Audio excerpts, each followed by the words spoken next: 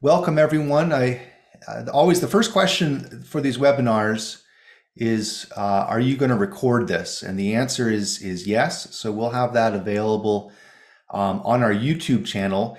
I'm not quite sure how things are working at FormNext, but if you go to YouTube/techsoft3d.com, you'll find this. We'll have it hosted, let's see, probably by late this week. So you can share that with your colleagues. Well, I'm Jonathan Giroir, a technical evangelist here at TechSoft3D. Just a little bit about me and why I'm talking about 3D software trends. I've been in the 3D graphics industry for over 20 years, mostly in CAD and visualization, 3D graphics and in some way, form, shape, or other since the late 90s. And during that time, I've been a software developer, a sales engineer, product manager, and now a technical evangelist here at TechSoft, talking about some of the cool stuff that we're seeing and happening in the general engineering, 3D engineering industry, as well as specifically in the additive manufacturing and 3D printing industry. And if you're not familiar with TechSoft 3D, just who are we? We create software development kits for software developers to build 3D engineering software. So if you're not a software developer, this still might be interesting to you, but what we're really focusing on is how can you build the next generation of additive manufacturing software and what's available so you don't have to like reinvent the wheel. Now, TechSoft, we've been around as well for over 20 years, and you might not have heard of us, but over 650 different software companies, specifically in 3D engineering as well as additive manufacturing, are using our development toolkits to power their applications. And so we're regularly in touch with them, trying to figure out what their needs are and where they're going next. Also, just a bit about our size. We're about 120 people worldwide with a major development office in Berkeley, California, and Lyon, France. And we're an R&D organization. So of those, more than 70 of us, more than half, are dedicated to research and development. They're core engineers focusing on 3D engineering, graphics, data access, and the like. And then also, we are a battery ventures company as of 2022. And so that's fueling some of our growth as we do have a goal of really, well, we're already the #1 SDK provider for 3D engineering, but try to continue to grow our portfolio. And what is it we do? What's exciting to us?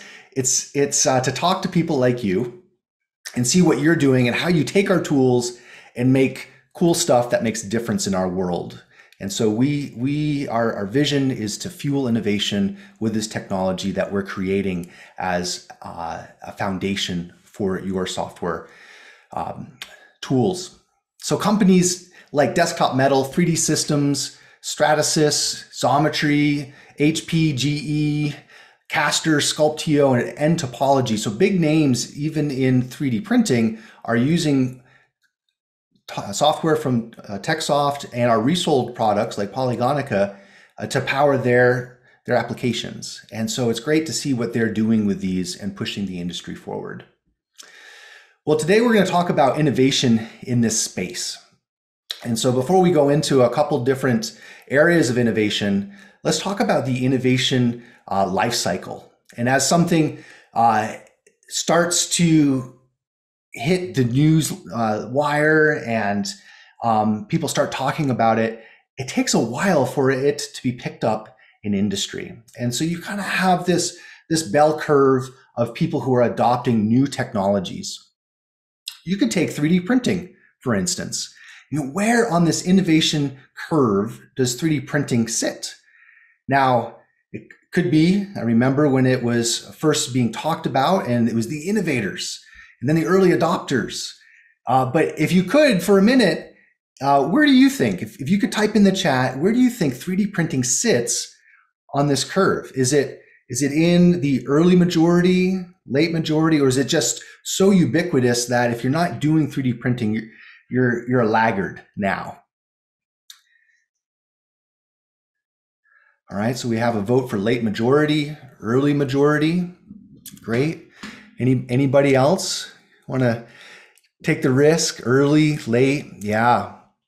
Yeah. So even though it's not being used in mass as much as subtractive manufacturing, in February 2021, the Ernst& Young surveyed companies in advanced manufacturing, and they said 65% of advanced manufacturing companies are using additive manufacturing.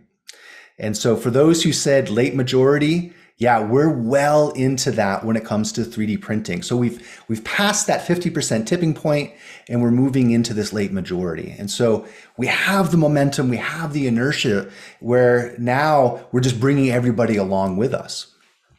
Well, what about some other technologies? So that's great. We're in a growing industry. There's a lot of opportunity here, but what about other technologies that we can use within our software platforms? And I want to also compare and contrast these technologies with not just what's going on in additive, but also what's going on in the greater 3D engineering space. And so there is some differences between what we're doing in additive and then kind of what's happening in 3D engineering. And we also, TechSoft also serves technology to those companies. So companies like SolidWorks and Autodesk and Oracle and Adobe, building and construction, shipbuilding, mining. So there's all these kind of 3D spaces that aren't entertainment or medical that we're providing technology to, and even medical. So let's talk about a couple here. And the first one, we really can't escape, especially since recently Facebook rebranded themselves as Meta. And we had built this material prior to that. But this just seems to be the buzzword right now of the quarter or of the year.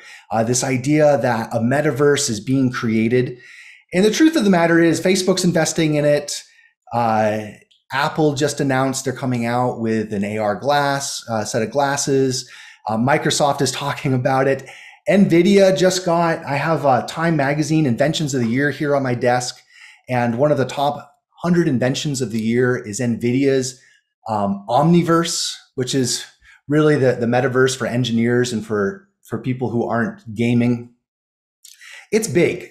A lot of money is being invested in it. And right now, it's being driven primarily by gaming. But that matters because our industry and graphics in general gets driven by gaming. It always has been. That's what's getting us better graphics in engineering graphics is what's going on in the gaming industry. And so we're all being pushed by that and will continue to be pushed. However, notice like right now, particularly in additive manufacturing, this is in kind of the innovation stage, but we're starting there and we're looking at what's going on there. In 3D engineering, we've moved past that a little bit, and we're seeing headsets and design reviews, visualization using AR glasses or even just AR programs on our mobile devices. We are seeing more of a use of that, but this is the future. And why is that? Is it just kind of this hype curve which accommodates or kind of is coincident with innovators? Well, another word for the metaverse can be the digital twin. And in 3D engineering, we're really in this early majority using the digital twin. And what does it mean for you? Well, these digital assets are going to be more and more connected. And the parts that you're creating, that digital footprint is going to follow those parts and those machines that you're powering. We want to collect more and more information and have them more and more connected into dashboards for preventative maintenance and for the ability to measure what's going on the floor and talk about productivity and talk about supply chain and throughput. And so even though Ready Player One and that screen, that film capture, the picture from Ready Player One is kind of like smoke and mirrors, this is being used right now in industry, and IoT is another big buzzword, but it's being used in practice right now. And we're excited to be seeing where that's going. So let's move on to another trend that we're seeing that's really exciting, and that is the idea of taking analysis and using it throughout the life cycle of the products that we're designing. This is in traditional engineering really something that is part of the design process and almost everything that's getting built today. And so if you're not using it, you're a laggard. However, in additive manufacturing, that's not so much the case, though we're seeing more and more. So embedding analysis throughout the design process is really important. So you can do it in the design step. So right after you design a part, making sure that it is the optimal shape, you're able to simulate everything, optimize those constraints, simulate the constraints, redesign. One thing we're seeing is that analysis step moving closer and closer and closer to the ideation of the part. So making sure that you find failure states sooner and sooner, so you don't have to catch them maybe in a physical testing environment or later down in the design process. And so we're seeing more and more of this earlier on, but also just throughout the whole manufacturing process in additive as well. And this has great benefits in terms of recalls, in terms of minimizing cost, in terms of making sure that failure doesn't occur and you have to kind of roll everything back and start your process again. These results, they drive the design, they drive the validation, they drive the process tuning, and in the end, gives a much better result many times with faster build times, less material, and so all of that really goes into this design, this analysis step, helping push our designs forward. Now, the third place that we're seeing a lot of growth in the 3D engineering industry is around communities. And the good news is in additive manufacturing, if you're not doing this, you're in the late majority, because in our DNA, things like FISNA, Thangs, the MakerBot, Thingiverse, GrabCAD, all of these communities exist, and they're growing, and they're healthy, and they're bringing people together, and they're pushing all of us forward. And so that's really good news. Now, if you're not doing that and are thinking about putting your content up there and encouraging people to interact around what they're building and getting excited about that and building brand loyalty and driving your products forward, that's something we would really encourage you to do, because we see great value in this, just growing your brand. And it requires having some technology up there or in a space where people can connect. So a community isn't just a web page. It isn't just a forum. It's additional events. But as a technologist, we think about, all right, how do we get our content up on the web, and how do we create a vibrant place with low barrier to entry to encourage people and incentivize them to contribute content, to interact and engage with one another, to evangelize.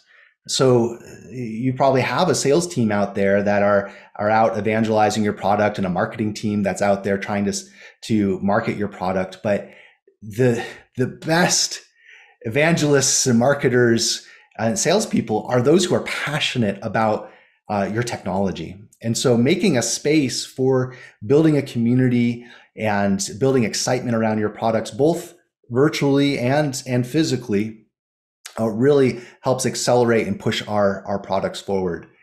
Now, the engineering industry as a whole isn't there yet. They are not in the late majority. Now, certain companies are doing a good job of this and putting learning material out there and technical content out there and allowing people to connect. But really, we'd like to applaud those who are doing that here.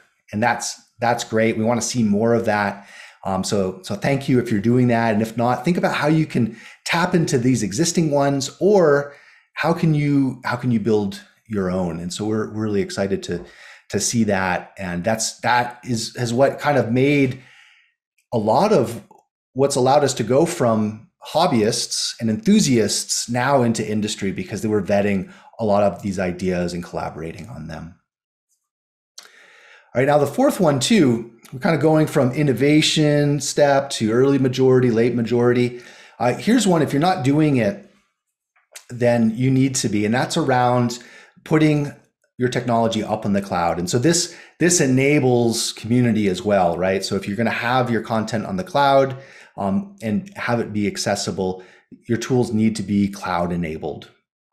That has really been driven home due to the COVID-19 pandemic, right? So we're all home, we're trying to work together. How do we collaborate? And we see new tools popping up, new ways of working. We're on Zoom all the time. And so the cloud is absolutely 100% critical. And so you know that, right? I'm not going to tell you, hey, you got to be doing the cloud. If you're not, you should be. You are a laggard. The engineering industry is really being forced, right? So because additive manufacturing is relatively new, we were able to jumpstart this, and so many tools are already cloud enabled. Engineering in general, though, they tend to lag when it comes to technology. So this is a place that we're really trying to push people to, and we see a lot of opportunity. Make sure that's part of your portfolio or your cloud first. What's interesting here, the GitHub annual survey just came out. And one thing we're thinking about is not just making sure our tools and our partners' tools are on the cloud, but just how we're working as a development organization. And so the GitHub annual survey came out recently.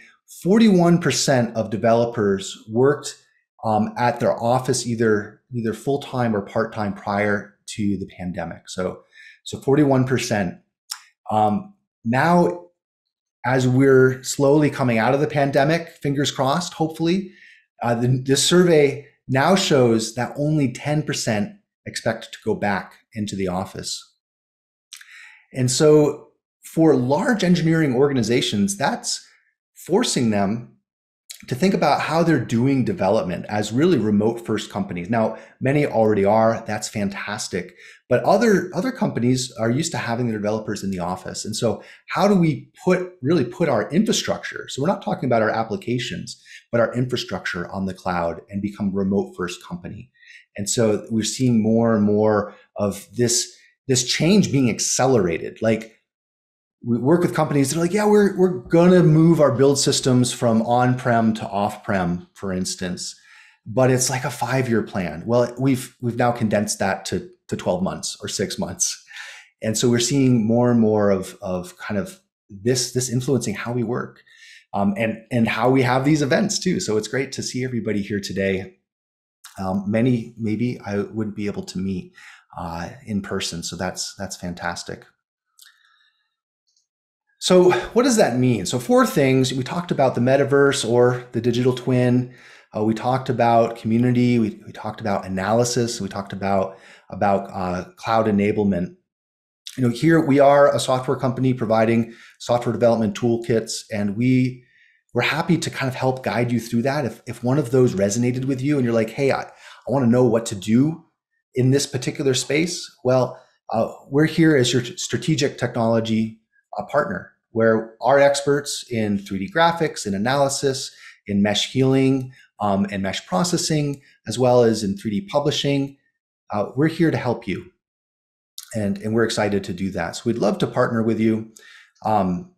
There's a couple different ways, a couple tools specifically for additive manufacturing that we just wanted to make you aware of, at least the name. So the TechSoft product is called Hoops. We have probably 12 different SDKs we either make in-house or we resell from major companies that complement our SDKs.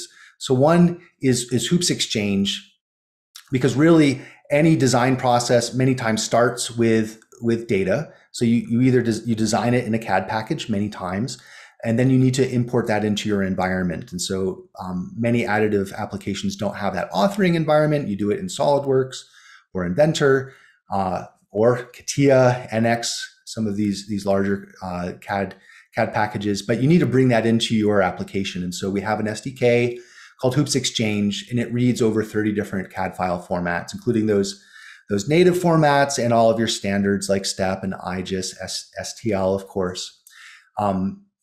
Once you import that data, many times in 3D printing, you need to work with your mesh. And so Hoops Exchange does mesh your data, but many times there needs to be a processing step. So Polygonica from MachineWorks, this is a resold product from MachineWorks that we resell. It works very well with Hoops Exchange, but this allows you to do things like healing if you have holes in your mesh, or if you have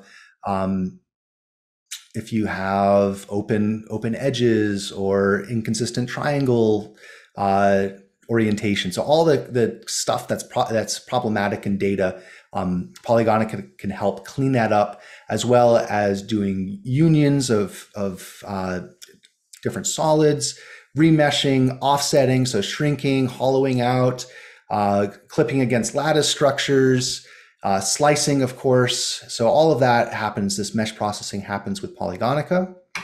And then since we were talking about web graphics, again, the Hoops brand, in this case, Hoops Communicator is a web graphics engine, zero client, so there's no install needed, and it gives you 3D graphics in a browser. We also have other tools for analysis and for graphics on desktops and graphics on mobile if you don't want to have a web app. But just wanted to kind of consolidate.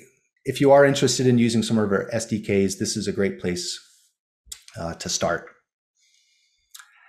And then how do you start? Well, we would encourage you to go to our website and check out either our web platform or our native platform. It runs for 60 days and allows you access to our SDKs. You can also sign up for an evaluation of Polygonica, and we'll get that to you as well. So that does require filling out a form, an evaluation form, but we'll be able to get that to you. We wanted to leave a little bit of time though for questions. These talks are quick, but they allow us. We wanted to allow for a little bit of time here, so I'll check my panel here to see if anybody has questions. You can add it to the Q&A, or you can add it to the chat. So Maria asks, do you provide slicing technology? So the answer is yes, and I would recommend using Polygonica for that. There's a couple different ways you can slice, but because we're talking about 3D printing, Polygonica will take a mesh and will slice and dice it in a number of different ways. That's normally the way you do it. There are a couple other options. And so if you do have not mesh data, but you have BREP data, so that's mathematical surface data from a CAD package, you can use Hoops Exchange to create slices as well. But that might be, it's not kind of the normal way of doing it. Some companies are doing that. They're printing direct from BREP. So that's kind of interesting, actually. So there are some people that are doing that.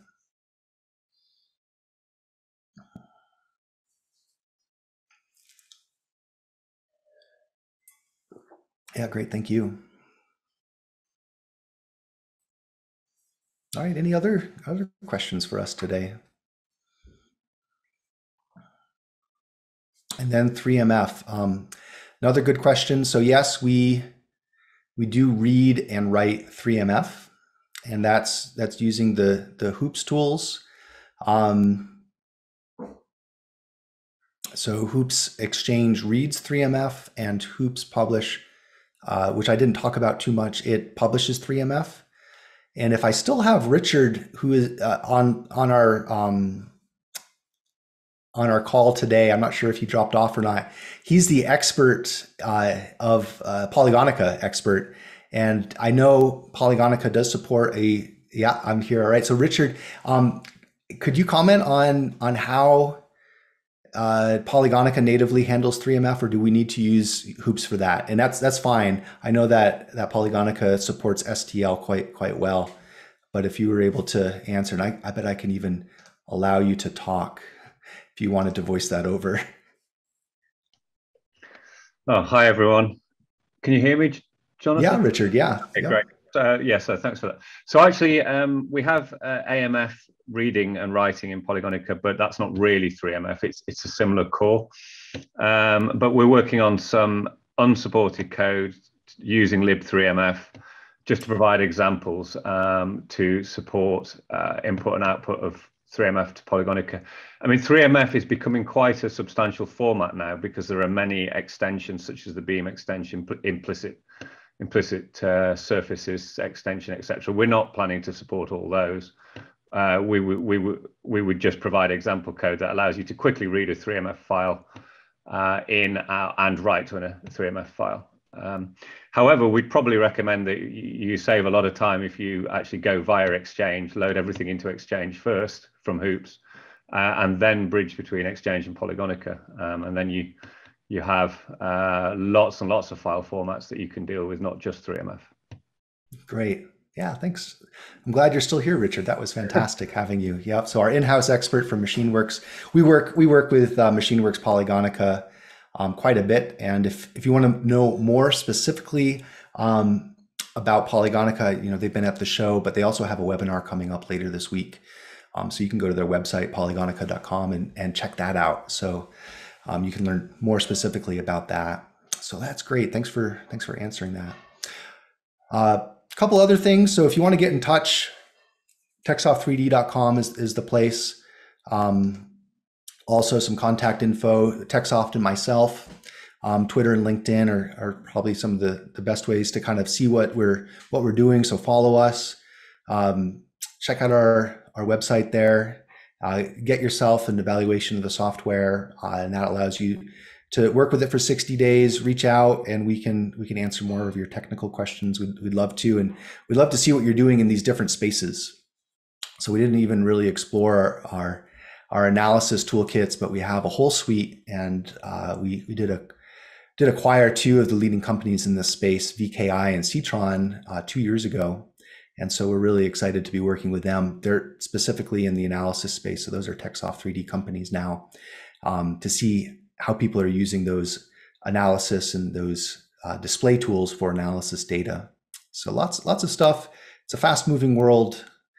Thanks everyone for joining us today. It was great to have you and just talk about technology a little bit. Reach out to me if you'd like to connect and talk more. And we got a lot of other great things coming up in the near future. We have a Hoops Developer Day that we're starting to advertise specifically for developers in March. We'll be talking about our technology and getting hands-on and looking at actually the APIs. Great. So thanks. Yeah, thanks everyone. Enjoy the rest of your afternoon. This recording will be up on our YouTube channel. And if you did register with an email address, we will send that out to you as well. Yep. All right. Well, thanks everyone. Enjoy your day and take care.